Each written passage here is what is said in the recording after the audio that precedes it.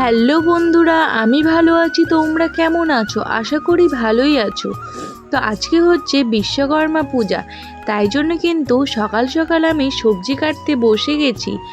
আর এদিকে কিন্তু ভাই হচ্ছে সাইকেল মোটরসাইকেল সব বাড়ির লোহার জিনিস ধুয়ে দিয়েছে, আর এদিকে কিন্তু মা পুজো দিয়ে দিচ্ছে, আর আমিও সবজি বসিয়ে দিয়েছি।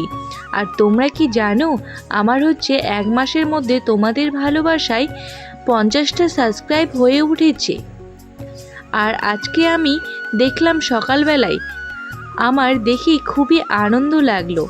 তো আর বিশ্বকর্মা পূজায় আমরা করছি খিচুড়ি প্রসাদ, তো তাই জন্য আমি খিচুড়ি রান্না করছিলাম, আর মা ওদিকে পূজা দিচ্ছিল। আর এদিকে আমার প্রায় রান্না হয়ে উঠেছিল। আর কয়েকদিন ধরে এত বৃষ্টি পড়ছে যে আজকেও কিন্তু পূজার দিনে বৃষ্টি ছাড়েনি। আমার রান্না কিন্তু কমপ্লিট হয়ে গেছে বন্ধুরা।